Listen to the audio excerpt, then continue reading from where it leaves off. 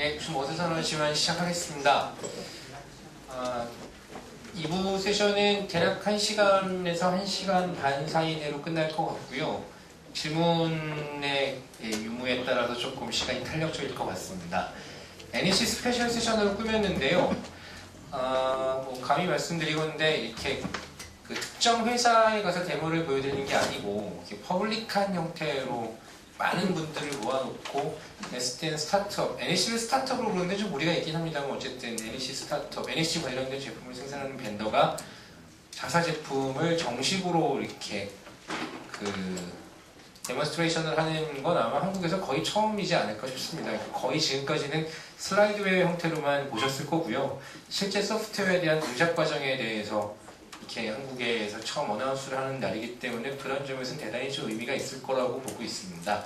애초에 이 세션에 대한 기획 의도도 SDN 컨트롤러에 대해서 말은 굉장히 무성한데 실제로 동작하는 걸 본 분들이 그렇게 많지 않으시더라고요. 그러니까 아주 로우 레벨에서 플러드라이트 이런 것들 동작하는 것들을 본 분조차도 많지 않으신데 어느 정도 이제 커머셜 레벨에서 완성도를 갖춘 제품을 보신 분들은 더더욱 지극히 적기 마련이어서 한번 보시게 되면 상상했던 것들에 대해서는 어느 정도까지는 좀 구축이 되어 있으니 일단 SDN에 대한 기본적인 눈높이 이런 것들이 좀 높아지지 않으실까라는 그런 기획 의도가 있었고요. 그런 부분들을 좀 충족시킬 수 있는 세미나가 되었으면 하는 바람입니다. 세션은 총 3가지로 구분이 될 거고요. 처음에 SDN의 고트마켓 스트래티지 관련되어갖고 한국에서의 어떤 영업 활동, NEC가 어떤 개발 활동을 해왔고 이런 내용들을 좀 짧게 한 10분에서 15분 정도 설명을 해주실 거고요. 그 다음에 이제 NEC에 대한 기술 세션이 한 40분에서 50분 정도 진행이 되고 말씀드렸다시피 다 끝나면 Q&A는 로컬에서도 주고받으시겠지만 조금 더 구체적인 내용은 저희가 지금 스카이프가 연결되어 있으니까요. 지금 미국이 지금 몇인지 모르겠는데 미국이랑 연결이 될 겁니다. 거기서 NEC의 실제 전체 프로덕트 매니저를 총괄하시는 분께서 연결이 되었고 아마 대답을 해주시게 될 것 같습니다. 첫 번째로 NEC의 전략에 대해서 NEC의 전체 프로덕트 총괄을 좀 담당하고 계신 시마자키 상께서 나와서 발표를 해주시겠습니다. Please welcome Mr. Shimazaki from NEC.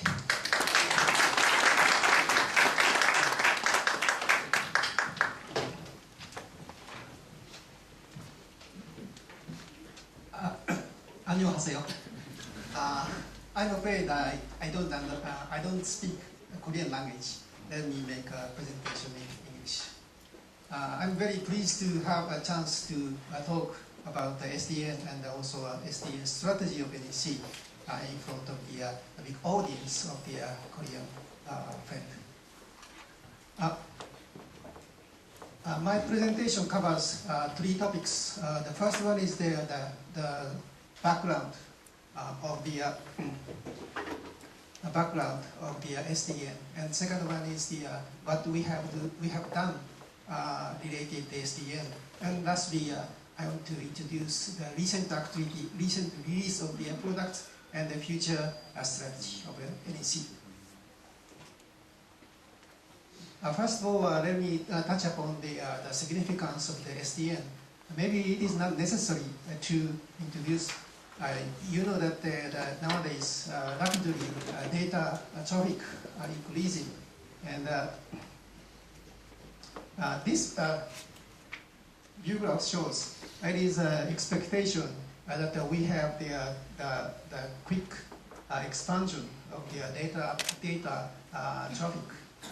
The average growth rate is expected 29% per year in the 2011s through 2016s, coming 5 years. And one of the reasons why is the increment of the smartphone subscribers. I think most of you has changed your phone to the smartphone these couple of years, and it may also the many value-added services, and it makes the growth of the data traffic in the internet. And do you think that is the good thing for the telecom market or not? Maybe yes and no. Okay. We manufacturers are very happy to have a chance to install sell equipment to the telecom operator. But the telecom operator should have the big investment to the capex and also operational cost. So they have a pressure to economize the capex and also opex in their network. And that is the motivation toward utilizing SDN for operational cost reduction and also capex reduction. We can say that the business model of the telecom market has been changed. As stated here, voice ARPU decreasing while the value shifts to the services and the application. And they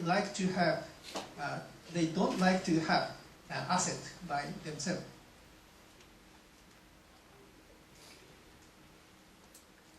That is the motivation toward the SDN. In the right-hand side, it is the legacy network. In the existing network, the logical network is attached to the physical network. And then it is necessary to, when the increment of the subscriber or the new service release, the operator should work hard to configure the new equipment or the add new equipment. It is very hard procedure to do. But the SDN will be a good solution to minimize the operation work, because it separates the logical network from the infrastructure layer. And then it can make the network simple and also make visualize, also virtualize. In the world of the computing and the storage, the virtualization is very popular up to now, but the network is a little bit behind. The SDN will make the virtualization of the network.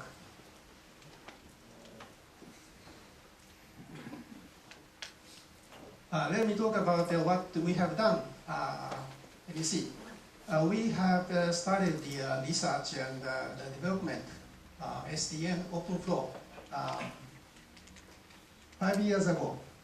We have joined the Clean State program in the Stanford University from the beginning, 2007.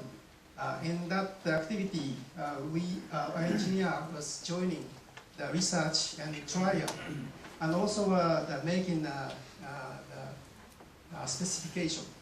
Afterward, in 2009, ONF, after ONF, Open Networking Foundation, has been established, and we made a big, we contributed for the standardization activity. And now very many companies are joining, but we have been joined from the initial stage of the ONF.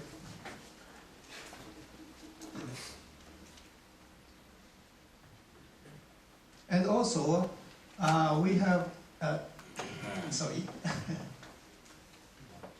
sorry, I'm not good at operation.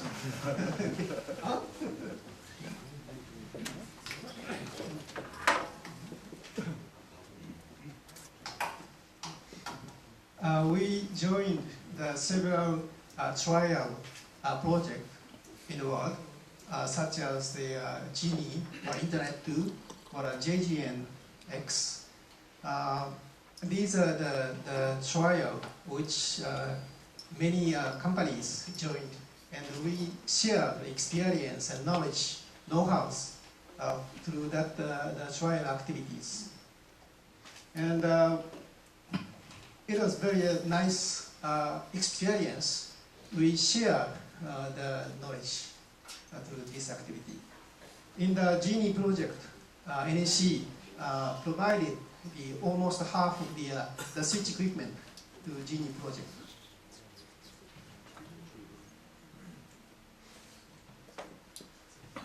In the March 2011,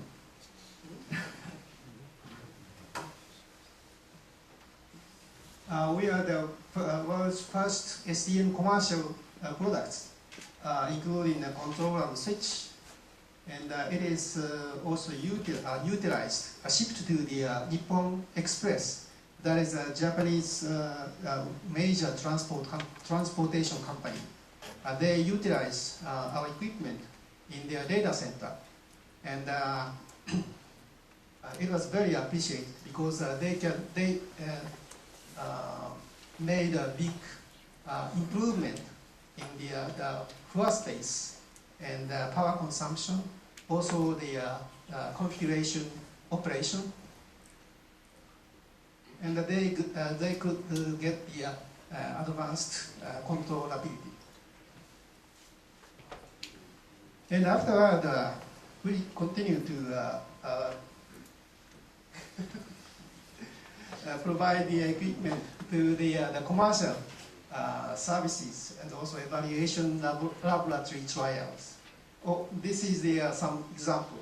We, in the field of the cloud and data center, Nippon Express Genius in the United States, and ourselves we utilize our equipment in the software development.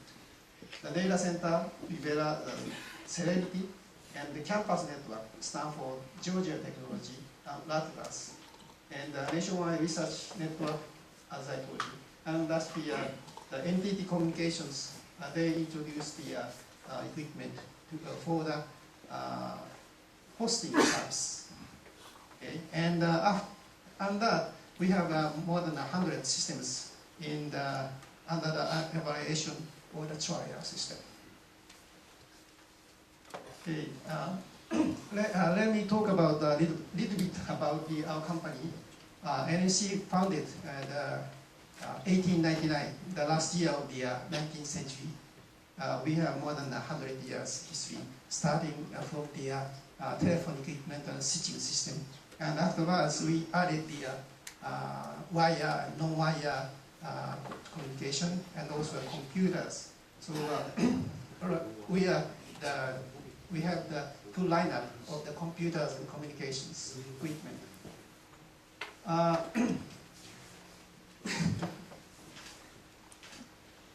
Okay.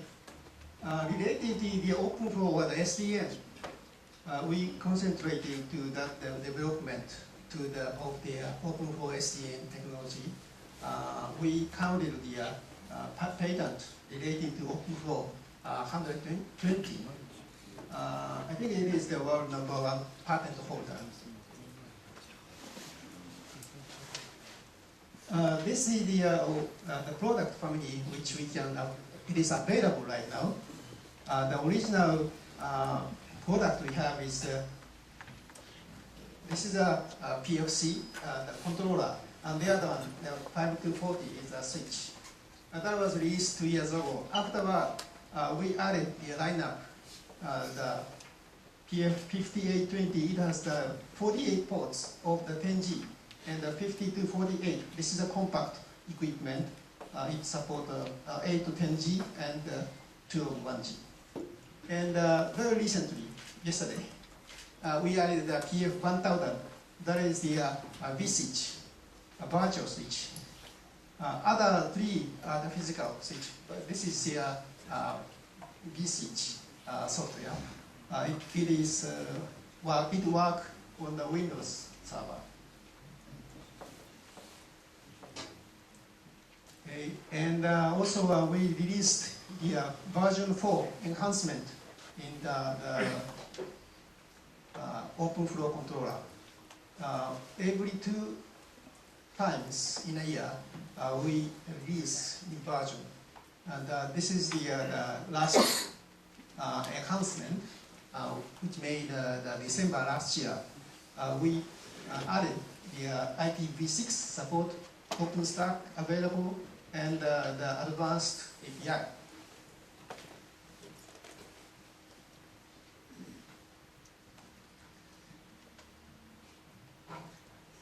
Not only ourselves, we are very like to have a collaboration with other vendors.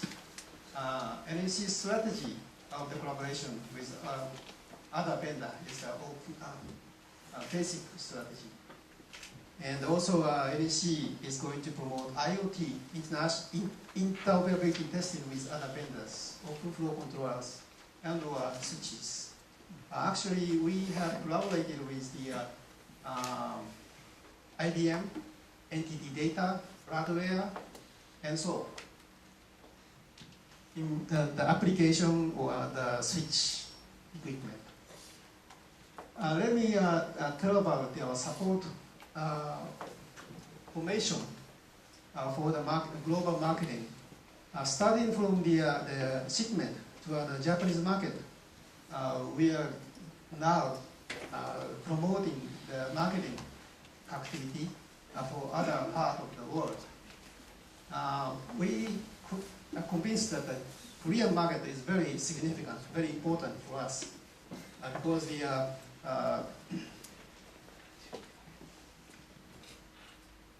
Korean industry has a power and passion and speed. And in many cases, for example, the LCD TV or the smartphone, in many areas, Korean industry goes very first. And I think we want to promote our technology and equipment to the customer. And also, we want to find out the partner to contribute to promote SDN. Let me get back.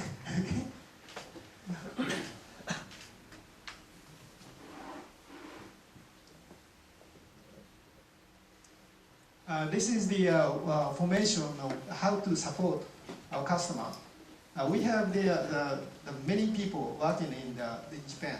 The R&D team, we have more than 200 people working, and the sales and marketing, more than 50 people, and the maintenance and support team, and quality assurance team. We have 50 to 100 people working.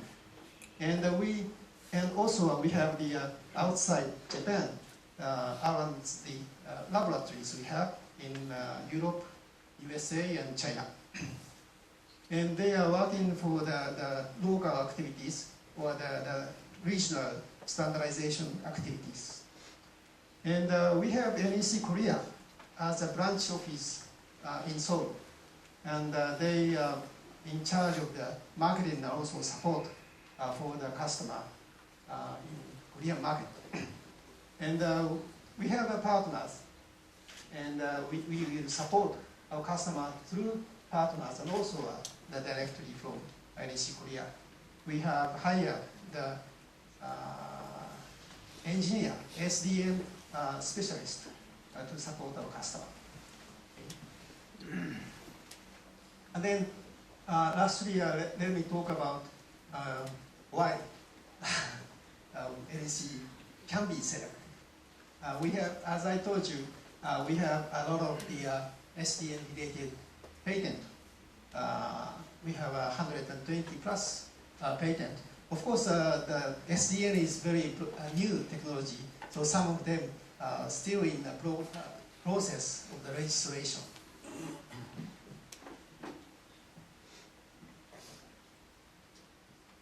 And as I stated, we have a lot of human resources who work for the research and development, technical service and services.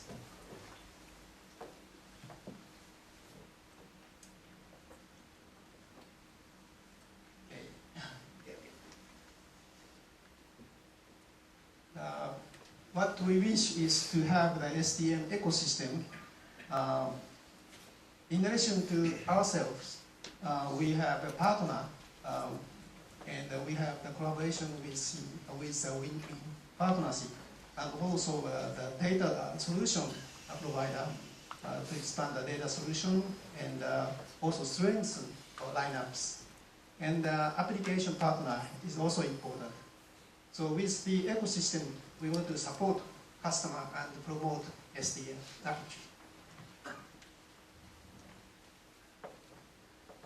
Thank you very much.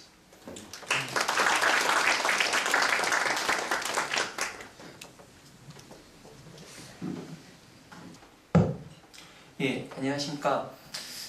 저는 DMX 테크놀로지 코리아에서 SDN 전략팀에서 엔지니어로서 근무하고 있는 서영석 차장이고요. 예, 지금 이 자리에서는 제가 DMX의 입장에서 좀 말씀을 드리는 게 아니라 저희 커뮤니티에서는 제가 OF 매니아로 활동을 하고 있거든요. 그래서 그거에 관련돼서 저는 지금 이 SDN을 좀 말씀을 드릴 거고, 이 자리가 NEC의 스페셜 세션이긴 하지만 테스트베드를 어떻게 구축할 것이냐에 대한 내용들이 나오고 있거든요. 그런 입장에서 말씀을 드릴 때 NEC를 구매하셔야 한다, SDN에서는 NEC다 라는 메시지는 절대 던지는 게 아니에요. 그러면 제가 왜 NEC를 가지고서 이 자리에 이렇게 말씀을 드리냐면, 저희가 고객분들을 많이 만나거나 아니면은 뭐 개발자분들을 만나거나 여러 가지 이야기들을 하다 보면 테스트베드 구축에 대해서 공감대를 많이 형성하고 계세요. 근데 어느 수준에 어떠한 형태로서의 테스트베드를 구축을 해야 되고, 거기에 가장 핵심이라고 하는 컨트롤러에는 어떠한 기능들을 올려야 되느냐에 대해서 이렇게 감을 많이 못 잡으시는 경우들이 상당히 많이 있습니다. 그래서 다른 회사들의 그런 마케팅적 보이스에 좀 많이 속으셔가지고 이 정도면 되겠지? 아니면 이렇게 되는 거 아니야? 라고 생각을 하시는 경우들이 되게 많이 있는데, 지금 이 시점에서 제가 말씀을 드리는 거는 제가 여러 자료들을 비교를 해봤고 여러 컨트롤러들이나 스위치들을 비교해 봤었을 때 최소한 프로덕션 레벨에서 도입을 하기 위해서, 그리고 프로덕션 레벨에서 동작하는 것을 위해서 테스트베드를 구축하실 때는 최소한 이러한 기능들은 구현을 하셔야 된다. 내가 나의 소유의 컨트롤러를 개발을 하시려고 하면 이 정도의 성능들은, 이 정도의 기능들은 보장이 되어줘야 하고, 그리고 내가 어떠한 장비들을 구매하실 계획이 있으시다고 한다면 최소한 이런 항목들은 테스트를 하고서는 이러한 성능들을 보장받는 것들을 구매를 하셔야 되겠다라는 차원에서 지금 말씀을 드린 겁니다. 이거는 역으로 말씀을 드리면, 이렇게 자료들을 가지고 가셔서 테스트베드를 구축을 하시거나 나의 프로덕션 레벨에 도입을 하시려고 하셨을 때 벤더들에게 하나하나 확인하셔야 되는 상황들이라는 것을 역으로 또 말씀을 드리는 거예요. 지금 제가 뭐 DMX에서 NEC하고의 파트너니까 NEC가 이런 기능들이 좋습니다, 절대 그렇지 않고요. 지금은 되게 편안하게 좀 들으셨으면 좋겠어요. 저희가 가장 객관적인 사실들을 가지고선 여러 가지들을 말씀을 드릴 건데, 이게 마케팅적 보이스거나 아니면 벤더에 종속되어져 있는 어떠한 교묘하게 이렇게 속임수를 향한 이런 메시지들이 아니라는 것들을 좀 인식을 해주셨으면 좋겠고요. 그런 공감대가 형성된 상황에서 드리는 메시지라고 좀 이해를 해주셨으면 좋을 것 같습니다. 제가 1차 때도 말씀드렸지만 약간 이렇게 수줍음이 좀 있습니다. 그래서 이렇게 많은 분들 앞에서 좀 말씀드린 게 좀 수줍음이 있으니까 제가 좀 더듬거리거나 좀 떨려 보여도 양해해 주셨으면 좋겠습니다. 가장 먼저 SDN을 이야기할 때 왜 SDN이어야 하는데, 기존의 레거시도 잘 동작을 하고 있는데 왜 굳이 SDN이어야 할까에 대한 이야기들을 하시죠.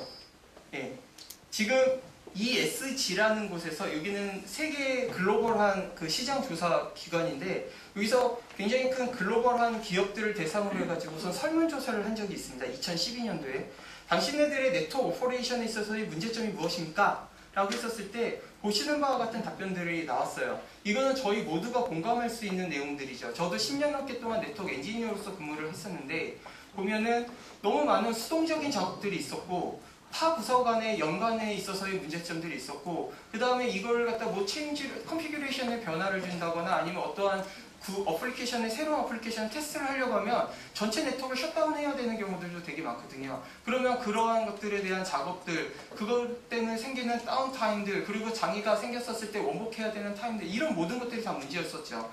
그래서 각 벤더들에서는 요거를 좀 더 효율화하겠다고 해서 많은 NMS 툴들을 제공을 해요. 근데 잘 아시겠지만 그 NMS 툴들이 너무 많아지는 거예요. 또 이것들을 또 관리하기 위한 무엇인가가 또 필요했었거든요. 그러다 보니까 도저히 이제는 건드리지도 못하고, 제가 방문했었던 많은 고객사들은 NMS 툴들이 있음에도 불구하고 이걸 그냥 단순히 SNMP를 get하는 경우들이나 아니면 장비가 죽었나 살아나 요런 것들만 보는 경우들이었지, 대부분의 기능들은 그런 것들을 잘 사용하지 못했어요. 그러다 보면 어떠한 기능들이 올라와야 되느냐에 대한 내용들이 이제 나왔고, 이제는 네트워크는 아까 심정호 매니저님께서 그 뭐 클라우드에서는 이렇게 네트워크가 되어져야 된다라고 했지만, 이게 엔터프라이즈 네트워크에서도 마찬가지로 이야기되어져 있고, 모든 네트워크에서 이제 어느 정도의 규모만 있다고 한다면 이런 이야기들은 다 나와요. 오토메이션 되어져야 되고, 즉시적으로 되어져야 되고, 다른 것들과 인터그레이션이 원활하게 이루어져야 되고, 그 다음에 유지보스나 이런 관리들이 편해야 된다. 이러한 이유들 때문에 지금 SDN이라는 이야기들이 나왔고, 거기에 맞는 SDN 아키텍처라는 부분들이 나왔습니다. 그걸 가져오셨군요. 포인터를. 예.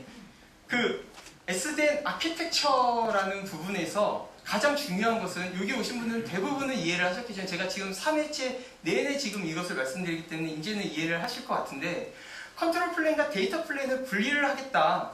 그래서 가장 잘하는 역할들을 할 수 있는 것들만 시키겠다. 데이터 플레이는 가장 적절하게, 가장 빠르게, 그리고 가장 안정적으로 보내라. 데이터를 보내라. 그리고 컨트롤러는 네트워크 OS 입장에서 가장 안정적인 서비스를 받을 수 있는 그런 조건들을 만들어 달라. 그러니까 어플리케이션은 이 네트워크를 진흥화할 수 있는 방법들을 만들어 달라. 라는 이런 아키텍처로서의 변화들이 나오게 되는 거였고요. 이 하에서 NEC가 그렇다면 어떠한 아키텍처를 갖고 있는지를 잠깐 설명을 드려야 될 것 같습니다. 예, 포인트가 없기 때문에 잠깐 손으로 좀 말씀을 드리면요. 어플리케이션 레이어 단계, 그 다음에 컨트롤러 레이어 단계, 그 다음에 인프라스트럭처 레이어 단계에서 NEC는 컨트롤 플레인과 데이터 플레인에 관련되어 있는 부분들만 초점을 두고 있어요. 그래서 한 종류의 컨트롤러가 나와 있고요. 그리고 이게 인프라스트럭처의 스위치들이 나와 있습니다. 그 어플리케이션과 관련되어 있는 것들은 모든 API를 공개하고 있습니다. 그래서 내가 원하는 어플리케이션으로서 연동을 하기를 원하시면 API가 바로바로 다 적용을 될 수 있게끔 해놨죠. 거기에 이 NEC의 컨트롤러가 우수한 점은 이 부분이 되게 중요한 것들인데, 실제로 녹스나 플로드라이트를 써보신 분들은 알겠지만 그 안에서 자체적인 어플리케이션들이 그렇게 많지가 않아요. 근데 이 NEC의 컨트롤러들은 실제로 상용망에서 바로 사용하실 수 있는 어플리케이션들이 이 안단으로 다 들어와 있습니다. 그래서 네트워크 버추얼라이제이션을 하는 기능들, SDN일 때 네트워크 가상화에 대해서는 필수적인 이야기들이 나오죠. 그 기능들이 지금 이미 안에서 탑재되어져 있어서 기존의 오픈소스에서의 네트워크 버추얼라이제이션을 하기 위해서는 플로바이저라는 것들을 반드시 썼어야 됩니다. 그래서 컨트롤러들을 여러 개를 연동을 해가지고 각각의 다른 가상망들을 만들게끔 했었죠. 근데 NEC 컨트롤러에서는 네트워크 가상화를 이 컨트롤러 자체 내에서 쓰게 함으로써 별도의 어플리케이션 없이, 별도의 API하고의 연동 없이 이 자체 내에서 이 한 대의 컨트롤러에서 최대 100개의 가상 네트워크를 만들 수가 있습니다. 이 100개의 가상 네트워크를 만드는 것에 대해서는 이따 자세하게 데모 때 보여드릴 거고요. 그 멀티패스 기능들이나 이런 것들, 네트워크 입장에서 지금 가장 필요한 기능들에 대해서 이미 어플리케이션 단에서 다 했기 때문에 대부분의 고객들은 특별한 기능이 아니고서는 이 모니터링에 관련된 것들이나 보안에 관련되어 있던 것들만 API 로직을 짜가지고서 내려주시면 되는 형태로 제공되어져 있고요. 이러한 것 때문에 굉장히 많은 벤더에서는, 해외에서는, 일본에서나 미국에서는 굉장히 많은 그 오픈플로어나 SDN 관련되어 있는 솔루션들이 나와 있는데 상들을 가장 많이 갖고 있죠. 그리고 아까 일본 NEC 분께서 말씀을 해주셨지만 특허를 120개를 갖고 있는 거는 SDN에 지금 나와 있는 특허를 거의 다 갖고 계신 거거든요. 상당히 많은 특허들도 NEC에서 갖고 있는 특징들이 있습니다. 이 컨트롤러는 지금 현재는 오픈플로우 1.0을 지원을 하고 있고요.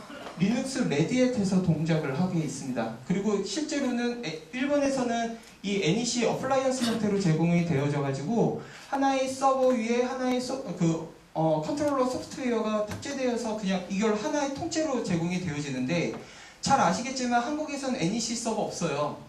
그러다 보니까 이 통째로 제공이 됐을 때 장애가 났었을 때에 대한 고민들을 되게 많이 하시게 되거든요. 그래서 NEC 쪽에서 지금 제공을 하려고 한 건, 이 서버는 여러분이 원하시는 서버에다가 이 NEC의 성능이 되어지는 서버급으로 구매를 하시게 되고, 그 다음에 그 위에 소프트웨어만 얹어가지고 하시는 것들을 지금 그러한 구상으로서 판매를 하고, 제가 그래서 지금 이거를 HP 서버에도 깔아서 테스트를 해봤고 VMware도 가상화로 해가지고서 한번 테스트를 해봤는데 잘 동작하더라고요. 그래서 이러한 것들은 가능하시다라고 생각하시면 될 것 같고요.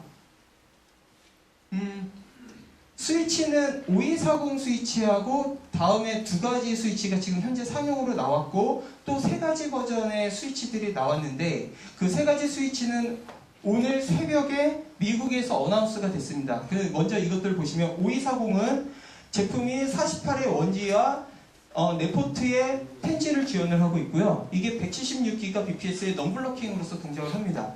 이 성능이 되게 좋죠. 근데 대부분의 레거시 스위치에서 이 정도 성능 나오는 스위치, T1 스위치들은 굉장히 많아요. 그리고 그 스위치 위에 오픈플로우를 이네이블 시켜가지고 동작을 시키겠다라고 하는 스위치들 되게 많거든요. 그러면 이 NEC 스위치가 왜 탁월하냐면 그 다음 기능입니다. 64,000개에서 16만 개의 플로우 엔트리, 플로우 테이블을 갖다가 하드웨어적으로 동작을 시킵니다. 지금 거의 모든 상용 벤더의 스위치들, 우리 오픈플로우 지원을 합니다라고 하는 스위치들이 기껏해야 가장 많이 하드웨어로 동작을 시킨다고 했었을 때 4,000개의 플로우 테이블 이상을 동작시키지 못한 경우가 있어요. 이건 조금 있다가 왜 그런지 좀 하드웨어적으로 설명을 드릴 건데 여기는 64,000개에서 16만 개의 플로우 테이블을 하나의 스위치에서 동작을 시킬 수 있게 되고요. 그리고 잘 아시겠지만 플로우 테이블 형태는 플로우 베이스 형태가 있고 어그리게이션 형태가 있습니다. 그래서 모든 거를 플로우 단위로 다 계산을 해가지고 한꺼번에 보내드릴 거냐 아니면 와일드 카드나 이런 형태를 써가지고서는 플로우 베이스로 동작을 시킬 거냐를 고려를 하실 수가 있는데 63,000개에서 16만 개면 저희가 플로우 단위로 라우팅을 할 건지 아니면 어그리게이션 단위로 할 건지 그런 모든 것들 수용 가능한 수치 안으로 들어오게 되죠. 그리고 레거시 기능들에 대해서도 이미 준비가 되어져 있고요. 제가 참고로 좀 여기서 말씀을 드리고 싶은 건 이거는 약간 마케팅적인 보이스에 속으신 것들도 있고 아니면 실제로 바라보는 뷰의 관점에 따라서 좀 달라질 수도 있는데 오픈플로우가 이네이블된 스위치를 SDN을 이용을 하면 가격이 싸질 것이다. 절대 그렇지 않습니다. 왜 그러냐면 지금 오픈플로우라는 것이 스페시피케이션이 완전히 확정되어 있는 게 아니에요. 레거시를 완전히 대체할 수 있는 모든 기능들이 다 오픈플로우에 들어가 있지 않습니다. 그러면 내가 이걸 프로덕션 레벨에서 관리를 하려고 한다면 레거시의 기능들을 따와야 되거든요. 그래서 이 오픈플로우 스위치 안에서 오픈플로우에 전용되어져 있는 기능들도 올려야 되지만 그 안따에서는 오픈플로우가 지원하지 않는 기능들에 대해서는 레거시의 기능들을 끌고 와야 돼요.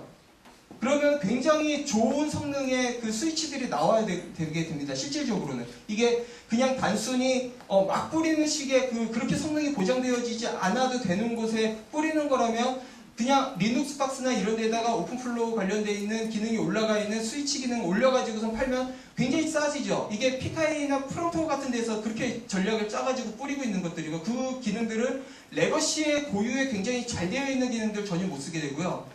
이런 스위치 같은 경우에는 그 플로우 테이블이나 이런 것에 대한 모드를 갖다가 내가 선택을 할 수가 있어요. 그래서 그 선택에서 내가 오픈플로우에서는 지원하지 않는 기능이지만 이 기능을 쓰겠다라고 하면 그 기능들을 쓸 수 있게끔 하는 기능들이 올라가요. 그렇게 되면 레거시의 순수 기능들도 있는 상태에서 오픈플로우 에이전트 기능들이 올라가겠죠. 오픈플로우 에이전트 기능은 쌀지는 모르겠으나 원래 그 스위치의 그 가격들은 보장되어지는 경우들이 있습니다. 그래서 두 가지 형태로 접근하죠. 싸게 아예 확 뿌리는 형태로 갈 거냐 아니면 프로덕션 레벨에 가장 좋은 기능들을 유지를 하면서 그 오픈플로우나 SDN에 특화되어 있는 기능들을 더 유용하게 사용할 거냐 이런 형태로 가기 때문에 지금 보시는 것처럼 굉장히 많은 기능들이 올라와 있는 그러한 스위치들이 나오게 됩니다. 다음은 5820이라는 스위치고요. 이것도 상용적으로 나와 있고 포트나 이런 것에 대해서는 조금 전에 5240보다 훨씬 좋습니다. 10기가 48포트고 40기가가 네포트가 되고요. 모든 게 플라이어로 제공이 됩니다. 근데 이 스위치는 원래 태생이 L2에 초점을 둔 장비예요. 그러다 보니까 L2에 있어서는 96,000개의 플로우 테이블들을 관리를 해줄 수가 있는데 그 12투프를 다 쓰는 레이어 1단계에서 레이어 4단계까지 12투프를 한꺼번에 쓰는 것에 대해서는 750개밖에 안 돼요. 이러한 차이점이 있다는 걸 좀 보시면 될 것 같고요. 그리고 오늘 새벽에 발표된 것이 이 3개 제품입니다. 5248, 5220, 그 다음 PF1000인데요. 이 밑에 있는 두 개는 일본하고 미국에서만 현재 되어져 있습니다. 그리고 PF1000은 윈도우의 2012 하이퍼 V에 대해서만 동작을 하는 오픈플로우 스위치고요. 윈도우 12에서 오픈플로우를 지원하는 버추얼 스위치는 이 NEC에서 제공하는 이게 유일하죠. 이게 3년 동안 MS하고 계속 해가지고서 만들어낸 제품입니다. 근데 아직 국내에는 도입이 안 돼서 지금 저희가 NEC 본사에다가 빨리 이거 제품을 달라, 우리가 내부 테스트를 하고 여러 가지를 해야 하니 달라라고 요청을 하고 있는데, 아마 고객사나 이런 분 쪽에서 공식적으로 NEC 쪽에다 계속 좀 협박을 하시면 가능하지 않을까. 저는 NEC 사람이 아니라 제가 더 이상 할 수 있는 일들이 없어서 그냥 저도 협박만 하고 있는 상황입니다. 그러면 NEC에서의 독특한 기능들이 무엇이냐라고 하면 네, 또 넘어가죠. 독특한 기능이 무엇이냐라고 하면, 예전에 모 고객사에서 한 벤더에 방문을 하셨어요. 그래서 저도 들은 이야기인데, 거기서 오픈플로우 SDN 관련돼 있는 데모를 보여달라라는 요청을 하셨고, 거기서 보여줄 수 있는 게 없어가지고 그냥 플러드라이트하고 몇 개의 스위치를 놓고서 이렇게 막 테스트한 걸 보여줬는데 되게 결과가 그렇게 좋지 않게 나왔다고 그러시더라고요. 그때 한 고객사분께서 그걸 질문을 하셨대요. 그 벤더분한테 ECMP 지원해요? 그랬더니 ECMP 지원 안 하는데요? 그래서 그분께서 말씀하신 게, ECMP도 지원 안 하는 이런 허접한 기술이 왜 이렇게 그 각광을 받고 있죠? 라는 이야기들을 하셨다라고 하던데, 실제로 ECMP 지원하지 않는 것은 아니고요. 이거는 각각 벤더들만의 그 특징들이 있기 때문에 그런데, NEC 같은 경우에는 8개에 관련돼 가지고 그 ECMP를 지원을 합니다.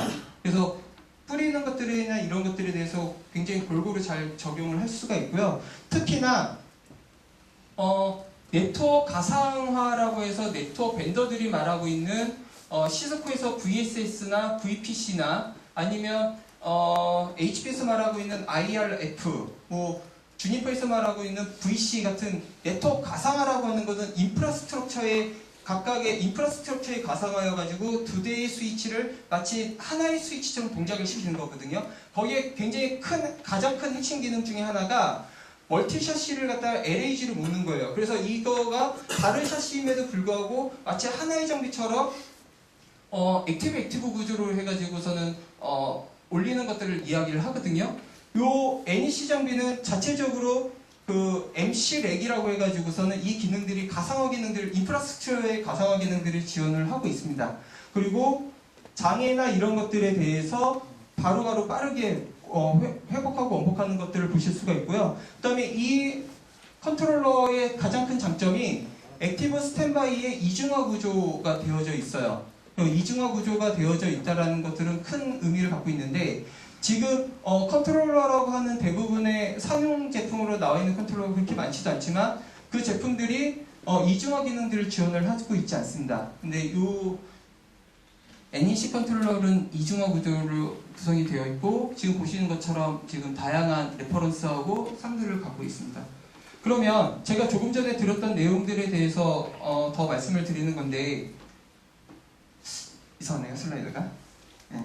말씀을 드리는 건데, 이거는 2회 때 제가 사용했던 슬라이드입니다. 지금 장하고 다음 장은 이건 HP로부터 받은 거예요. 이건 HP 고유의 HP 자체의 매뉴얼에 아예 공개적으로 나와 있는 기능들이거든요. 가장 선두적인 역할을 하고 있는 거는 HP 맞습니다. SDN에서 에단 프로젝트일 때부터 같이 공동으로 시작을 해가지고서는 시작이 되었고요. 그럼에도 불구하고 보시는 것처럼 하드웨어적으로 처리되어진 것들이 있지만 소프트웨어적으로 처리되는 것들이 있어요. HP가 이렇게 예전부터 실행을 했음에도 불구하고 자체 스위치에 하드웨어와 소프트웨어적으로 처리한 기능들이 이렇게 제한적이라고 한다면, 이제 막 SDN, 오픈플로우를 이야기하고 있는 벤더들은 마케팅적으로는 굉장히 잘 되어 있습니다라고 말할 수 있지만 거의 그렇지 않은 경우들이 많아요. 뒤에 부분을 보면 더 확실해지는데, 이거는 전에 발표했던 내용을 약간 요약을 한 건데, 보면 제 컴퓨터가 이상한 건가 보군요. 매칭 테이블을 보면 12투표를 다 봐야 되지만 실제로 L2나 L3 둘 중에 하나를 선택해야 되는 장비도 있고요. 어떤 건 L2만 보는 것들도 있어요. 그리고 12투플 제대로 보는 것들도 있고요. 뭐 이거 VLAN을 갖다 스트립하거나 이런 것들은 네트워크 가상화로 해서는 굉장히 중요한 기능들이거든요. 근데 안 되는 장비들도 있고요. 그다음에 뭐 자료를 내놓지 않은 데들도 있고, 이건 ONFL 플러그 테스트에서 테스트했던 공식적인 자료인데, 이러한 안 되는 기능들이 굉장히 많은데도 우리는 오픈플로우를 지원합니다 라고 말하는 것들이 있어요. 이러면 저희가 실제로 테스트 베드를 구축을 해서 테스트를 하다 보면 어떤 문제가 있냐면, 나의 네트워크에 최적화되어 있는 네트워크 구성을 하려고 딱 이 기능을 넣어야 되는데 안 되는 거예요. 장비 자체에서 그 기능들이 안 됩니다. 그러면 이거는 물릴 수도 없고 내 네트워크를 바꿀 수도 없고 뭐 굉장히 애매한 상황들이 나타나거든요. 근데 이런 것들을 사전에 파악하지 않다 보니까 나타나는 문제들이 되는 거죠. 그래서 이런 것들은 잘 확인을 해야 되는데, 이런 것들에 대해서 NEC가 내놓는 답들에 대해서 간단하게 말씀을 드리면, NEC가 SDN에 지금 나와 있었던 내용들에 대해서 답변을 해놓은 것을 보면, SDN 오픈플로우는 플로우로서 그 실행을 하는 건데, 그렇다면 너희들의 플로우에 대해서 문제가 없냐에 대해서 답변은, 우리는 상용칩을 사용하는 것이 아니라 이스트라로 되어 있는 TCAM을 사용해서, 자기 전용적인 TCAM을 사용해서 16만 개의 플로우 엔트리를 사용하고 있다. 그렇기 때문에 기존의 그런 거하고 비교해서는 안 된다라고 이야기를 한 거고, 멀티레이어에 대한 포워딩에 대해서 이야기를 할 때는 11투플에 대해서 우리는 하드웨어 베이스로 동작을 한다. 모든 것들을. 그래서 소프트웨어적으로 처리를 하지 않는다. 여기서 참고적으로 말씀을 드리면, 아까 클라우드웨어의 신정 매니저님께서 이거의 확장성이나 이런 것들에 대해서 이야기를 하셨고, 그 다음에 NEC가 가장 많이 공격받는 포인트 중에 하나가 확장성입니다. 왜냐하면 공식적으로 어나운스하고 있는 스위치의 물리적 스위치의 대수가 100대예요. 컨트롤러 하나에 100대밖에 안 돼요. 그러면 다들 깜짝 놀라시죠. 아니, 우리 네트워크가 얼마나 큰데 컨트롤러 하나에 100대밖에 지원을 안 해? 라고 말씀하시는데, 조금 전에 그 미국에 있는 그분하고 스카이프로 잠깐 통화를 했는데, 그분의 대답은, 우리가 이야기한 거는 그 하드웨어 베이스로 동작을 해가지고 완전히 풀스피드로 제공을 하는 기능들에 대해서 100대라고 이야기를 하는 거지, 그 다른 컨트롤러 회사들이나 말하는 것처럼 우리도 소프트웨어적으로 동작을 시키거나 이 퍼포먼스에 대해서 약간 낮추는 것들을 하면 수백 대까지 가능하다라는 거예요. 그래서 가장 정확하게 와이어레이스로 통신을 할 수 있는 것들에 대해서 100대다라는 거고, 그런 자료들이 제가 예전에 다른 회사 컨트롤러 분한테도 이야기 들었을 때 NEC는 그 확장성에 문제가 있다라고 이야기를 했었는데, 그런 부분이 아니라는 걸 방금 확인을 했고요. 제가 지금 약간 시간이 안 되는 것 같아가지고 빨리빨리 진행을 하고 있습니다. 가상 네트워크에 대해서 오픈플로우 자체는 네트워크 가상화 기능이 아니에요. 그런데 어떻게 가상화 기능들을 하느냐에 대해서는 자체 어플리케이션들을 이용해서 아까 말씀드린 것처럼 100개의 가상 네트워크를 하나의 컨트롤러 안에서 동시적으로 최대 100개를 동시적으로 만들어낼 수가 있습니다. 그거는 조금 이따가 데모를 통해서 보실 수 있을 거고요. 브로드캐스트 같은 경우에도 스패닝 트리나 이런 부분에 있어서 브로드캐스트 관리 부분들도 되게 중요하거든요. 플로드라이트나 녹스 같은 오픈소스를 오픈소스를 이용하셔가지고 컨트롤러를 테스트하시거나 테스트베드를 만드시려고 하실 때 굉장히 중요한 부분 중에 하나가 STP 모듈을 먼저 만드셔야 돼요. 두세 대의 그냥 스위치를 놓고서는 풀리시로 엮어가지고 테스트하실 때는 룩 전혀 발생하지 않습니다. 그런데 이거를 가지고서는 제가 뭔가 그 큰 네트워크를 만들려고 하시게 되면 보통 대부분 녹스나 플로드라이트가 6대의 스위치가 넘어가가지고 풀메시를 쓰는 순간 그냥 룩 돌아버려요. 바로 다 룩이 돌아요. 그래서 이것들과 관련돼서 녹스나 플로드라이트의 그 처음에 배포자들한테 메일을 보내가지고 이 부분에 이런 문제가 있는 것 같은데 왜 그러니? 라고 하면 답변이 오는 게 원래 그래. 근데 이건 리서치용에서 사용하기 위했던 거였고 그냥 배포용이었기 때문에 굳이 이걸 해결할 이유는 없는 것 같아. 필요하면 너네가 해결해. 라는 메시지를 던져요. 실제로 그런 답들이 옵니다. 그래서 만약에 하시려고 한다면은 가장 먼저 STP 모듈을 컨트롤러에 맞는 STP 모듈을 개발을 하셔가지고 그것들을 먼저 구현을 하셔야 될 거고요. 그런 것을 통해 가지고서 브로드캐스트나 이런 것들을 관리하는 것들이 NEC가 상당히 잘 되어 있다. 자체 벤더 익스텐션으로 그런 기능들이 제공되고 있다라는 이야기를 하고 있습니다. 그럼 네트워크 가상화 부분은 어떻게 되고 있는가에 대해서 말씀을 드리면 스위치를 그냥 4대만 제가 임의로 꼭 만듭니다. 그리고 여기에서는 아주 기본적인 그냥 VLAN 세팅만 좀 하는 거예요. 이쪽 네트워크 구분하기 위해서 그냥 VLAN 세팅만 좀 하고, 그리고 난 다음에 컨트롤러에서 네트워크 가상화를 바로 만듭니다. 라우터를 만들어서, 만약에 내가 세그멘트를 나누는 라우터를 만들려면 버추얼 라우터를 만들어서 각각의 다른 네트워크를 갖다 만드는 스위치들 만들 수가 있어요. 물론 이 스위치는 여러 개를 만들 수도 있지만 이거는 가상화이기 때문에 굳이 여러 개를 만들 필요가 없죠. 만들고 놓고 여기에 맞는 것들을 갖다 제가 그냥 다 할당을 하는 거예요. 물리적 호스트들을.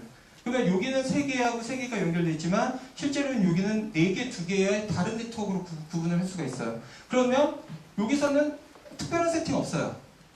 얘는 그냥 물리적 포트이기 때문에 전혀 그런 것들을 신경을 쓰지 않고,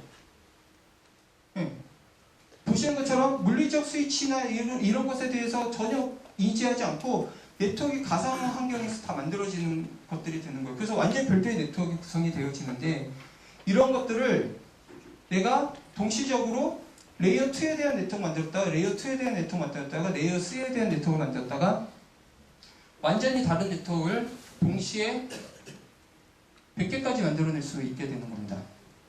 이거는 플로바이저나 어떤 다른 어플리케이션들을 연동을 하는 게 아니라 그냥 이 자체의 NEC 컨트롤러를 이용해서 이용을 하는 건데, 이게 생각보다 굉장히 유용하실 거예요.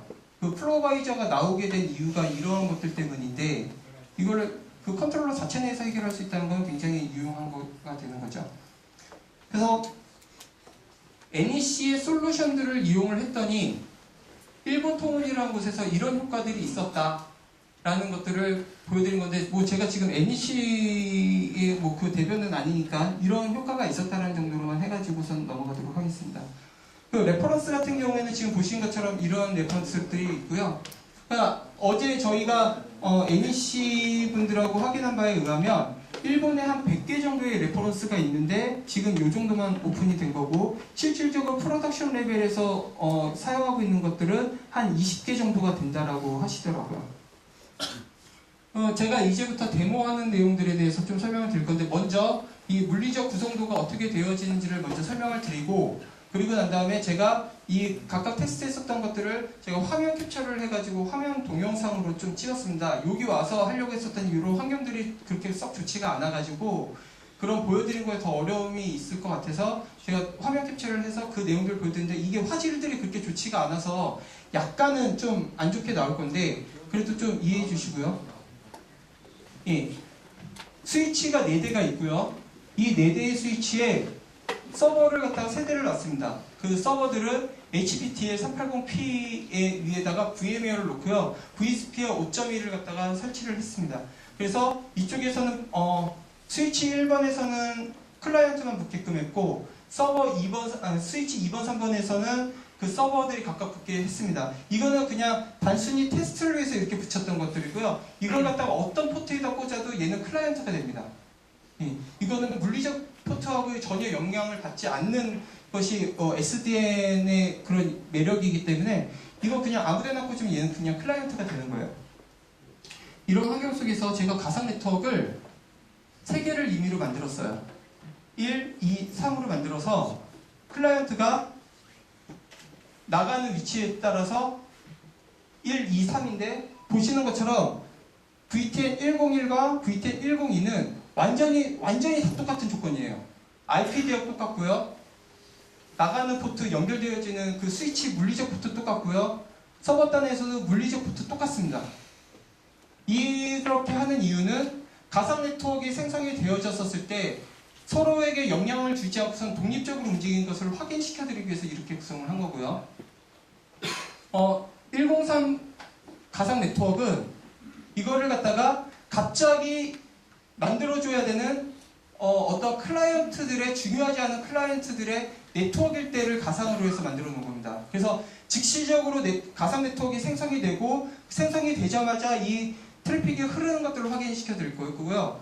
이들은 그렇게 중요한 트래픽들이 아니기 때문에 제가 우회 경로를 만들 겁니다. 완전히 다른 우회 경로를 만들어서 즉시적으로 우회 경로에 따라가면서 거기에 QoS를 걸 거거든요. 그 QoS만까지 적용되어진 것들을 보여드릴 겁니다. 1번 데모 같은 경우에는 가상 101하고 102가 같이 흐르고 있어서 같은 경로를 따라서 이렇게 흐르고 있는 중에 제가 101의 비디오 부분만 밑으로 우회를 바로 시킬 거예요. 이렇게 시키고 있었을 때 얼마나 빠르게 반응을 해가지고 트래픽이 끊기지 않고서 바로 이 경로로 나갈 수 있느냐. 이게 SDN에 있어서는 굉장히 일반적인 그 유지 케이스고 그 데모 영상이거든요. 트래픽 스티어링을 하는 건데 내가 자유자재로 12비트 풀을 이용하고 특히 NEC 같은 경우 이 12비트 풀 위에다가 벤더가 제공하는 몇 가지 기술들을 통해 가지고 더 많은 것들을 트래픽 스티어링을 할 수 있다는 것을 보여드리는 것들이고요. 예전 같았으면은 이런 것들을 하려면 PBR을 쓰거나 이런 식으로 해가지고 각각에 대해서 네트워크 세팅을 다시 바꿔주고 제대로 동작하는지 안 되는지 다 모니터링 했어야 되는데 이건 즉시적으로 된 것들을 한번 보실 수 있을 거고요. 그 다음에 폴트 톨러런트라고 해서 이렇게 된 상황에서 제가 포트들을 갖다 그냥 임의로 갖다 셧다운을 딱딱딱딱 시킬 거예요. 그러면 이게 얼마나 빠르게 반응을 해서 다른 경로로 흘러가시는지 보실 수 있을 거고요. 플로우 필터라고 그래가지고 제가 ICMP 타입 8에 대해서만 딱 막을 겁니다. 버추얼 포트. 그래서 각각의 같은 포트들을 통해서 네트워크가 흐르고 있는데 제가 가상 네트워크를 정확하게 나누었기 때문에 서로에게 영향을 주지 않기 때문에 똑같은 트래픽이 흐르고 있는 물리적 포트를 통해서 흐르고 있음에도 불구하고 가상 네트워크 102에 대해서 ICMP 타입 8에 대해서만 막히는 것들을 확인하실 수 있을 거고요. V모션인데 이 V모션 자체는 SDN의 그런 기능들은 아니죠. 근데 얼마나 빠르게 반응을 하느냐를 보여주기에는 이 V모션이 굉장히 되게 좋은 기능들이거든요. 그래서 VM웨어의 자체 기능인 V모션과 이게 네트워크 입장에서의 컨피그레이션을 변화시키지 않으면서도 바로 똑같은 정책들이 적용이 되어져서 그 경로를 찾아서 트래픽이 끊기지 않는 것들, 얼마나 트래픽 로스를 적게 만들 수 있는가에 대한 내용들을 보여드릴 거고요. 동시에 갑자기 가상 네트워크를 제가 생성할 겁니다. 103이라는 가상 네트워크를 생성을 해가지고 이 트래픽을 흘릴 건데 이때 제가 101의 트래픽을, 영상 트래픽을 같이 밑으로 흘릴 거예요.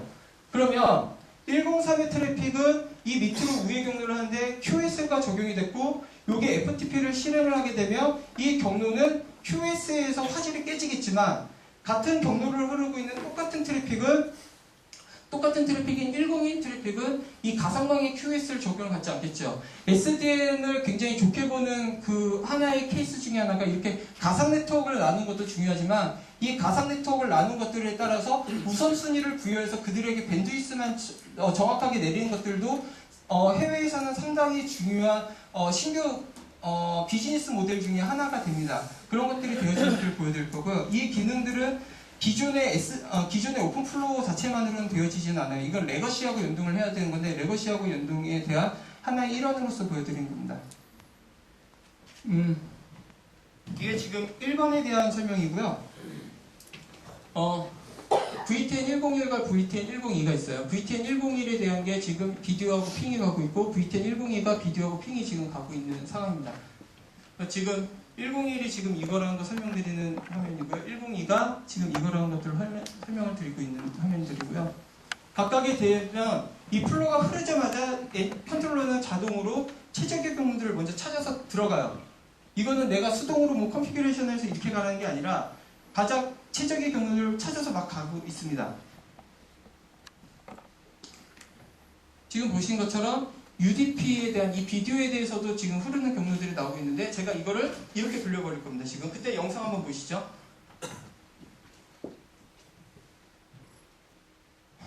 지금 영상 전혀 끊기지 않은 것들을 보셨을 건데 지금 이건 102 트래픽이고요. 가상 네트워크 101에 대한 트래픽들이 바로 바뀌었죠. 즉시적으로. 스위치에서 어떠한 컨피그도 변경을 하지 않았어요. 바로 컨트롤러에서 그 몇 개의 클릭을 딱 통해 가지고 바로서 돌아나가게 하는 것들을 보시는 것들이고요. 지금 똑같은 물리적 포트를 통해서 흐르고 있는 102는 전혀 영향을 받지 않습니다. 예.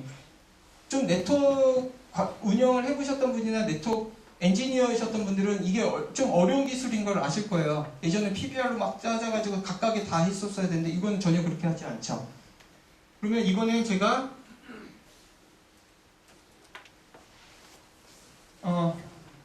트래픽에 장애가 났었을 때의 화면들을 말씀드릴 건데 지금 똑같은 형태로 해서 지금 흐르고 있죠. 그때 제가 이 포트에 대해서는 요것만 막을 거예요. 지금 101에 흐르고 있는 비디오가 흐르는 그 포트에 대해서는 막을 건데 이랬었을 때 영상의 끊김이나 이런 것들 보시기 바랍니다. 그리고 얼마나 빠르게 우회 경로를 찾는지. 인터페이스 0/43이고요. 여기를 셧다운 했습니다. 지금 셧다운 했었을 때 요거를 보라는 의미에서 제가 말씀드린 거고요. 지금 셧하면 바로 그 회선이 끊긴 거 확인되실 거고요. 영상이 끊김은 없는 거 확인하실 거예요. 바로 우회 경로를 찾아 나가요. 예. 그러면 이제 이 모든 것들이 여기를 통해서 흐를 겁니다. 그러면 여기를 흐르는 모든 영상들을 끊었었을 때는 어떻게 되는지까지 같이 보실 거고, 그리고 난 다음에 이걸 원복했었을 때 내가 원래 경했었던 그 경로로 다시 원복이 되는지에 대한 내용들도 나올 겁니다. 예, 제가 저 부분을 끊을게요. 그랬었을 때 화면들을 보시면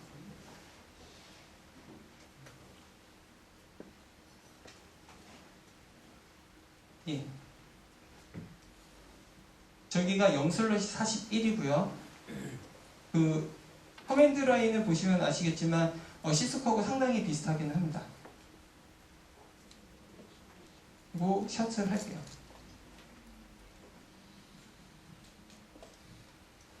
샷을 하면 저기에 연결되는 링크가 끊겨졌지만 영상에 있어서의 끊김이나 핑의 로스가 없는 거 확인하실 거예요. 여기서 지금 응답이나 이런 것들이 다 1ms 밑으로 돼서 나와요. 이게 갑자기 핑이 튀거나 그러지 않습니다. 바로 우회 경로를 찾아봤죠. 지금 보시는 것처럼. 그러면 제가 조금 전에 셧다운했었던 경로를 다시 했었을 때 이게 가장 최적의 경로로 다시 우회돼서 넘어오는지를 한번 보여드릴게요.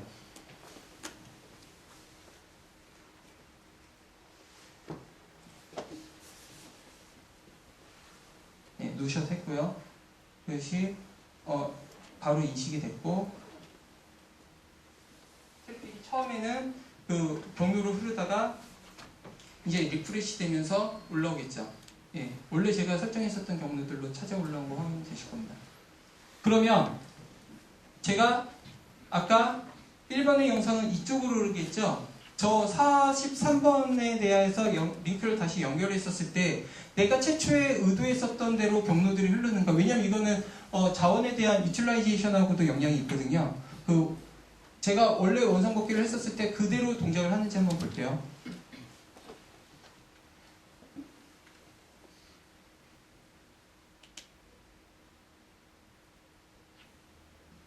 예, 노샷 했고 저 링크가 살아난 거 확인되실 거고요. 링크 살아났고요. 예, 지금 처음에는 최초의 경로로 가겠죠. 최저의 경로로. 그리고 이제 리프레시가 되면 예, 원래 의도했던 대로 경로로 가죠. 그런데 영상이나 핑이나 이런 거에 전혀 영향을 받지 않는 것들은 확인이 되실 거예요. 예, 이게 컨트롤러가 중앙에 있어가지고 모든 것들을 관제하면서 이 트래픽의 흐름들이나 이런 것들을 정확하게 체크하기 때문에 가능한 일들이고요. 그래서 플로우 필터를 적용을 한번 해볼게요. 지금 똑같은 조건에서 흐르고 있을 때 제가 여기에 해당되는 ICMP 타입 3만 딱 막을 겁니다. 이 RTP가 흐르게 되면 잘 아시는 분들 알겠지만 여기서는 서버로부터 영상을 끌어당기는 거지만 내가 살아있는 것을 헬스 체크하기 위해서 ICMP를 다시 뒤로 보내요. 내가 만약에 ICMP만 막았다 그러면 이 영상에도 영향을 받아야 돼요. 그 살아있는 것에 대해서 영향을 주는 거기 때문에. 그래서 제가 타입 8만 막았었을 때 핑은 끊기고 여기에는 핑이 정상적으로 일어나고 영상도 정상적으로 가고 레스폰스 하는 것에 대해서도 전혀 영향이 없는 것들을 한번 보실 수 있을 겁니다.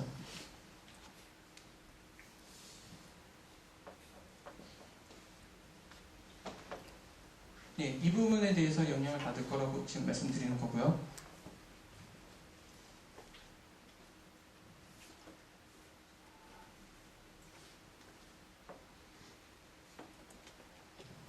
지금 잘 안 보신 분이 있겠지만 이게 ICMP에 대해서 지금 ICMP 8번에 대해서 받겠다라는 거, 그 플로우가 흐르고 있는 거, 요거하고 요게 지금 그거라는 거를 말씀드린 거고요. 여기서 이제 제가 실행을 하면 바로 반응이 옵니다. 예, 막혔고요. 어디서 막혔는지에 대한 정보가 나온 거죠. 아까 그 로지컬 뷰하고 피지컬 뷰가 동시에 지금 같이 보여주고 있죠. 어느 부분에서 지금 영향을 받고 있는지. 인입 단계에서 바로 물리적에서 맞고, 물리적에서도 제가 이 부분에 대해서 막도록 했기 때문에 이 부분에서 지금 막혔다는 것들이고요.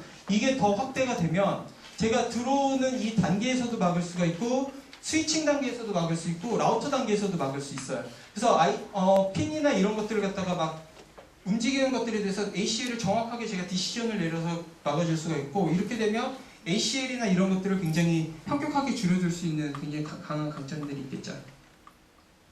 제가 이번엔 V모션을 좀 보여드리도록 하겠습니다. 지금 이번 영상에 대해서만 넘길 거고요. 이번 영상에 지금 영상은 이쪽을 통해서 이렇게 흐르고 있습니다. 그리고 제가 이 영상의 서버를 V모션을 통해서 이 밑으로 내리면 얼마나 빠르게 반응을 해가지고선 그 최적의 공략을 찾아가시는지 보실 수 있을 겁니다.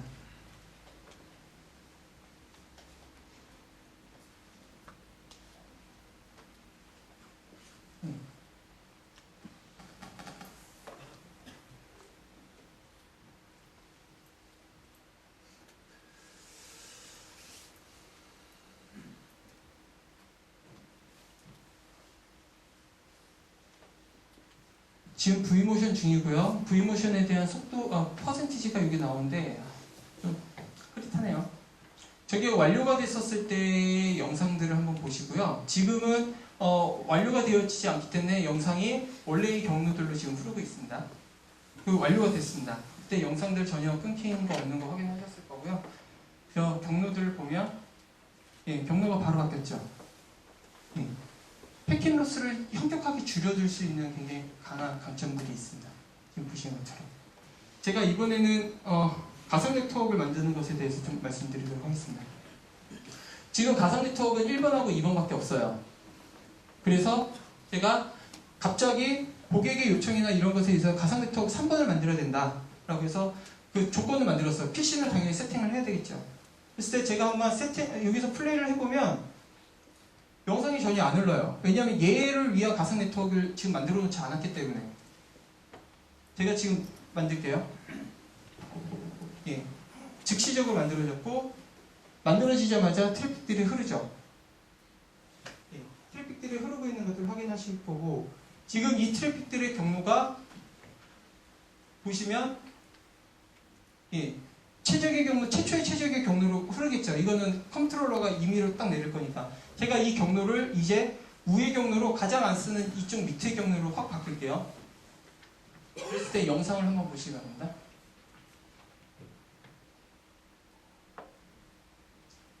(101의) 영상과 (103의) 영상을 같이 내릴 거예요. 지금 내렸고요. (101도) 같이 내렸습니다. 그러면 이 영상과 이 영상을 비교해 보시면 차이점이 없어요. 똑같죠? 왜냐면 제가 QS를 지금 걸지 않았으니까.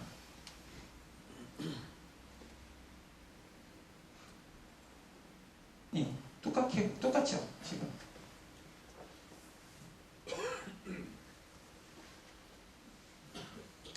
제가 이제 QS가 제대로 동작을 하는지에 대해서 가상 네트워크에 맞는 QS가 적용을 하는지를 보여드리기 위해서 제가 지금 FTP를 실행을 합니다. 그러면 이제 이 영상과 이 영상의 차이점들을 보시면 QS가 제대로 동작을 하는지를 보실 수 있겠죠. 지금 화면이 흐릿해서 잘 안 보이실 수도 있지만 지금 화질이 계속 깨지고 있어요. 지금 완전히 깨졌고요. 화질이 계속 깨지고 있어요. 중간중간에. 그런데 위에 있는 영상은 전혀 깨지고 있지 않은 것들을 확인하실 수가 있을 거거든요. 이 내용들은 지금 가상 네트워크를 내가 임시적으로 갑자기 만들었다가 제거했다가 갑자기 만들었다가 제거했다가 굉장히 다양하다는 거고 이거는 내가 특정한 어떤 테스트 베드를 만들어야 되거나 아니면 특정 어플리케이션들을 테스트를 해야 될 때 이게 리얼망에서 테스트를 했다가 어쩔 때는 이걸 다시 테스트 베드로 동작을 했다가 예전 같으면 이런 것들은 새로운 네트워크를 만들거나 그러려면 굉장히 오랜 시간들이 걸리고 케이블링 다시를 해야 되지만 이건 그냥 포트만 딱 꽂고 난 다음에 내가 컨트롤러에서 가상 네트워크 딱 설정을 하면 그대로 동작을 하게 돼요. 그리고 난 다음에 내가 다시 환원을 하려고 하면 다시 환원을 바로 할 수가 있게 되는 것들이죠. 지금까지 테스트했었던 내용들은 이 시연 내용들은 여기까지고요. SDN과 관련되어 있는 질문들에 대해서는 제가 답변을 드릴 수 있을 거고요. NEC의 특화된 기능들에 대해서 질문을 하시게 되면 지금 화상 연결, 아니 스카이프 연결되어 있나요? 네, 스카이프 연결되어 있는 것들로 답변을 드릴 수 있으니까 지금 그냥 편안하게 질문을 하시면 그거에 맞게끔 맞는 사람이 대답을 하도록 하겠습니다. 특히나 NEC에 계신 분, NEC 미국에 계신 분은 제1교포이시기 때문에 한국말도 어느 정도 잘 하세요. 그래서 한국말로 문의하시는 것들도 어렵지 않을 것 같습니다. 지금 대목을 잘 봤습니다. 예. 되게 좀 좋은 것 같고요. 예. 근데 지금 SDN이라는 게 이제 오픈 네트워크하고 이제 연결되는 부분이 예. 분명히 있을 텐데 예. 지금 이 하드웨어가 지금 NEC 장비고 컨트롤러도 NEC 건데 예. 이 NEC 장비가 아닌 뭐 HP나 다른 걸 쓰고 예. 그리고 이제 컨트롤러 NEC를 쓰거나 예. 아니면 컨트롤러를 이제 오픈되어 있는 여러 가지를 썼을 때도 이런 것들이 충분히 가능한지 아니면 지금 보여준 것 중에서 이제 대부분이 이제 좀 좋은 기능들이 NEC 특화된 기능인지. 예, 그에 대해서 좀 답변을 드리도록 할게요. 제가 이거를 처음에 NEC 본사에 일본에 가가지고 NEC 분들한테 여쭤봤는데요. 그분들의 공식적인 답변은 호환성이 문제 없다예요. 제가 실제로 저희 사무실에서 컨트롤러를 가지고선 HP 스위치하고 이스트림 스위치하고 브로케이드 스위치하고 아리스타 스위치하고 테스트를 해봤는데 호환성에 큰 문제는 없어요. 다만 아까 그 스위치의 플로우 테이블에서 보셨듯이 NEC의 그런 컨트롤러들은 굉장히 많은 플로우를 처리할 수 있다는 전제 조건에서 스위치에서 처리할 수 있다는 전제 조건에서 굉장히 다양한 기능들이 인핸스돼서 올라가거든요. 다른 스위치에서는 그런 거에 영향을 받을 수는 있어요. 그 성능적인 부분에 있어서. 그리고 조금 전에 말씀드린 것처럼 이 컨트롤러 소프트웨어는 어떤 서버 위에서도 올리실 수가 있습니다. 예. 그 올리시는 것에 있어서는 전혀 문제가 없고요. 그래서 연동하시는 것에는 큰 문제는 없습니다. 성능에 문제가 있다는 거는 아까 예. 방금 이렇게 스크린이 이렇게 스무스하게 넘어가는데 그런 것들에는 그 부분이 하드웨어적으로 하드웨어 악셀레이터로 할 수 있다 그러면 문제가 없어요. 그런데 그 영상이나 UDP를 갖다가 어떠한 밴더에서는 어떤 밴더 스위치 밴더에서는 소프트웨어적으로 처리를 하게 하는 데들이 있거든요. 그런 데서는 이거는 소프트웨어적으로 처리가 되니까 그건 스위치의 성능에 문제가 생기게 되겠죠. 그러니까 지금 이렇게 이제 좀 잘 되는 거는 충분히 NEC 특화된 기술이 적용된 장비로서 이제 가능하다라고 이제 저는 판단이 돼서. 아리스타 스위치나 이런 데들은 12투 프레드에서 하드웨어로 다 동작을 하거든요. 그럼 똑같은 성능 나와요. 네. 그런데 그게 스위치가 이걸 그냥 소프트웨어적으로 처리하면 1메가도 안 나오는 스위치들이 있어요. 그런 데서는 이 성능이 이슈가 되겠죠. 그러면 그 테스트를 지금 컨트롤러가 이제 NEC 거 말고 진짜 그 오픈되어 있는 그런 걸 가지고 해보신 적은 있으세요? NEC 스위치예요? 예. 예, 해봤죠. 네. 플러드라이트로 해봤습니다. 문제 전혀 없다. 기본적인 테스트에서는. 근데 오픈소스의 그 컨트롤러는 제가 굉장히 많은 테스트 베드나 이런 거에서 테스트를 해보고 막 했는데요. 오픈소스 자체로는 저는 이거 질문을 드리는 이유는요. 예. 이 SDN이라는 거는 다분히 오픈 네트워크예요. 그러니까 지금 시스코를 기존에 우리가 쓰고 있더라도 예. 시스코 것만 전부 있게 되면은 분명히 시스코 어떤 컨트롤 뭐 이런 통해서 예. 매니저를 하다고요. 예. 하지만 지금 네트워크는 다양하게 연결되어 있잖아요. 예, 맞습니다. 예. 결국 그게 문제거든요. 그래서 예, 저는 맞습니다. 지금 질문을 드린 게 NEC뿐 아니라 다른 것도 다 이렇게 되어 있다면 그런 것들이 이제 가능한지 저는 그게 사실 궁금해요. 예, 맞습니다. 예. 그 부분 때문에 질문을 드린 거고 예, 맞습니다. 데모도 혹시 그런 부분도 해보셨는지 예, 맞습니다. 예. 그거에 대해서 충분히 이해합니다. 공감하고요. 저기 잠깐 소개를 좀 시켜드리고 화면에 지금 미국에서 둥가문이 들어오셨는데요. NEC 본사에서 프로덕트를 총괄 담당하고 계신 분이시고 윤소훈 부장님이십니다. 저희 제1교포시라요. 한국말을 잘 하시니까 한국말로 질문하셔도 괜찮으실 것 같고요. 일단 좀 박수 좀 부탁드리겠습니다.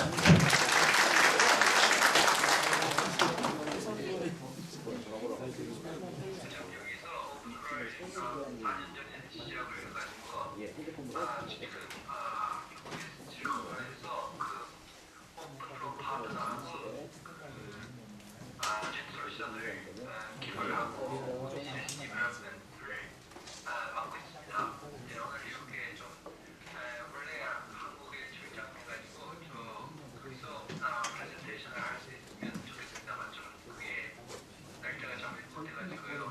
죄송합니다. 네, 고맙습니다.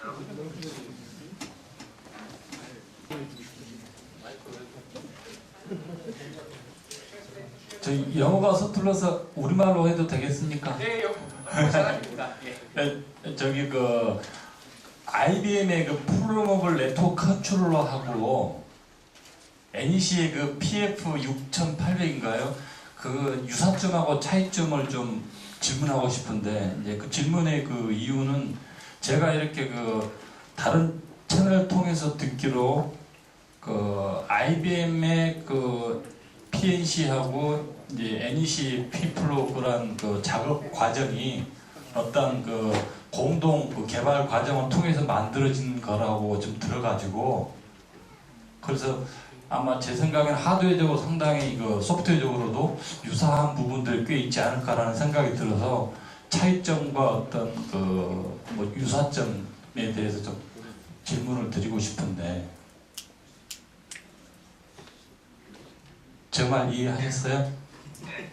그 IBM 컨트롤러하고 그 NEC 컨트롤러는 이게 같은 것이죠.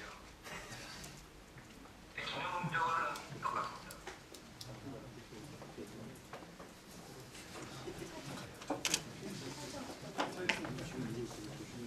회의 끝나신 건가요? 아, 예. 기능적으로 간단한 답변 해주시게요. 지금 부장님 저기 그 오늘 오전에 발표된 버전 4.0 관련돼서 좀 해주실 말씀 없으신가요?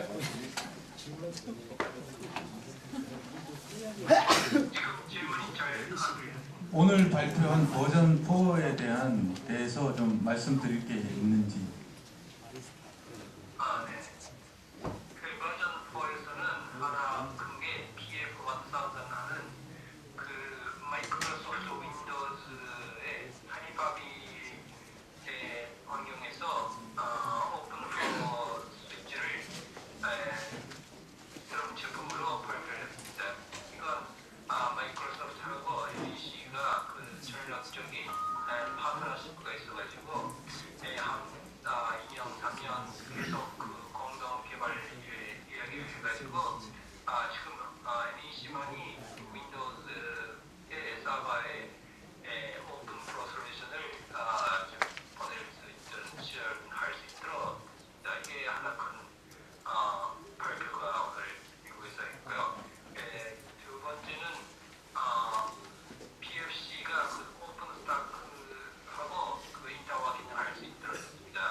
이건 NEC는 오픈 플로어만 아니고 오픈 스타크 커뮤니티에서도 액티브하게 좀 활동을 하고 있고 거기서 콘텀 플러그인을 이제 오픈 소스로 발표를 퍼블릭 그 사이트에 발표를 하고 있습니다. 그 콘텀 플러그인하고 PFC가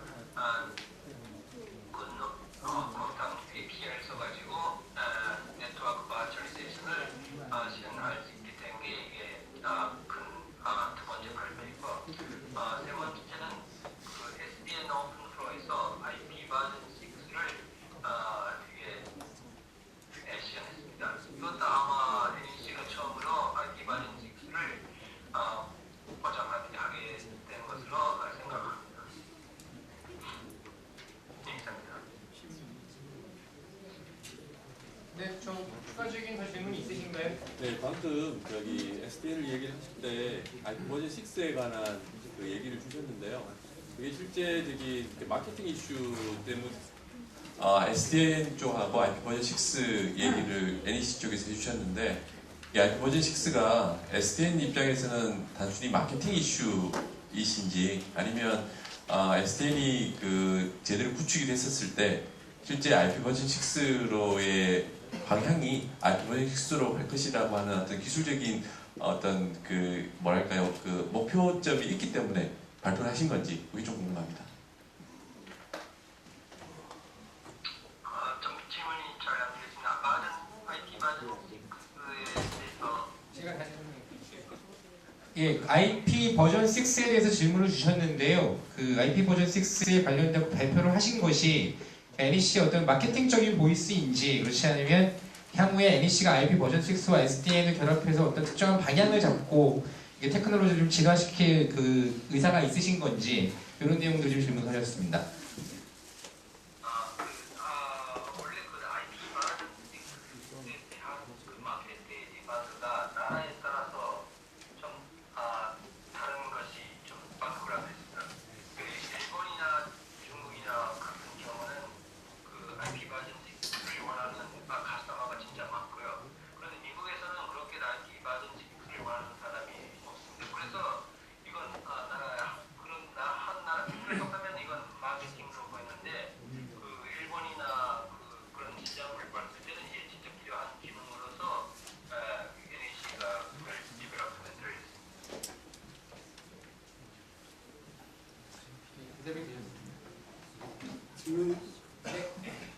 질문이 하나 있는데요. 좀 천천히 말씀해 주시는 게 좋을 것 같아요. 전달이 잘 안 되니까.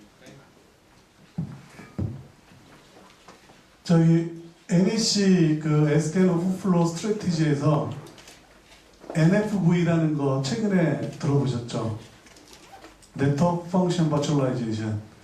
지금 현재 그게 스테이터스가 어떻게 됐는지 NEC 유럽에서 주로 NFV를 연구하고 있는 것 같은데 이게 지금 아직 그 실험실 단계인지 아니면 상용화된 어떤 솔루션이나 이런 것들이 있는지요. 간단하게만 보겠습니다. 그 NFV 자체는 제가 좀 참가를 못하고 있으니까 자세한 부분 정말 그렇게 많지는 않지만요. 지금 말씀하셨던 것이 그 NEC 유럽의 그 NEC 라보가 독일에서 가지고 거기 리서처 사람들이 NFV에 참가를 하고 있습니다. 제가 듣기에는 NFV는 벤더보다 더 자기나 프로바이더 사업자들이 주로 그 리딩을 하는 그 표준화 컨소시엄으로서 좀 일을 하려고 방금 시작을 한 것으로 듣고 있습니다. 그 관련된 건 NEC의 윤세 부장님이 아니시고요. 그 다른 이토상이라고 다른 분이 담당하시는 분이 계십니다. 혹시 필요하시면 질문을 저한테 던져주시면 저희가 그 질문을 넘기는 걸로. 그럼 그분이 NFV 담당하시는 분이에요? 예, 제가 알기로는 저랑 가서 같이 만나 뵙으니까 그분이 하시는 거죠.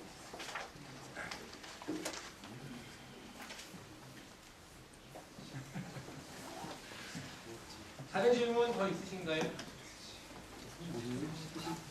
네, 끝에 분이 그 마지막 질문으로 좀 하겠습니다. 혹시 더 추가적인 질문 있으시면 이메일로 주시면 저희가 포스트해 드릴 테니까요. 게시판에 올려주시거나 하시면 아까 방금 전에 퀀텀 플러그인 형태로 이제 그 연동할 수 있는 부분을 언급을 하셨는데요. 아까 그 네트워크 그 슬라이싱 관점에서 보면 피지컬한 부분을 이제 가상화 시켜서 보여주는 부분이 있는데 그거를 이제 그 버추얼 네트워크까지 같이 이제 피지컬한 부분을 같이 그 고객 아까 같이 이제 그 가상화된 형태 토폴로지를 이렇게 보여줄 수 있는지 그 부분을 좀 궁금하거든요.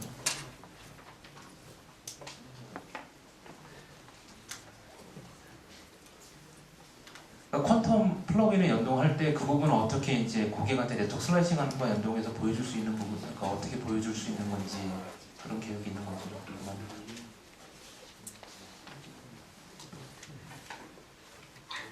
질문이 그 퀀텀 플러그인하고 POC가 어떻게 인터워크를 하는 건 그것이 질문이죠? 네.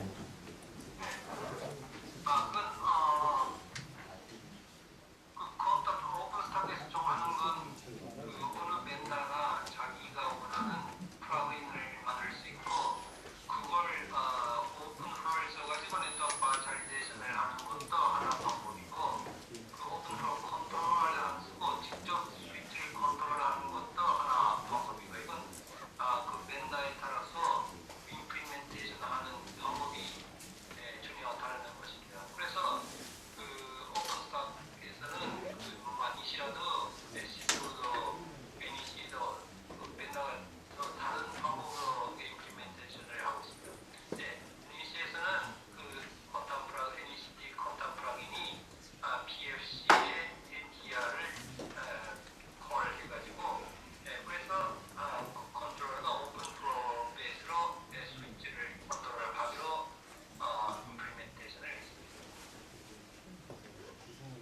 대답이 되셨습니까? 예. 그 시간 관계상 여기서 좀 맞춰야 될 것 같고요. 부장님 수고 많으셨습니다. 예, 나중에 또 게시판에 글 올리고 질문 드리도록 하겠습니다.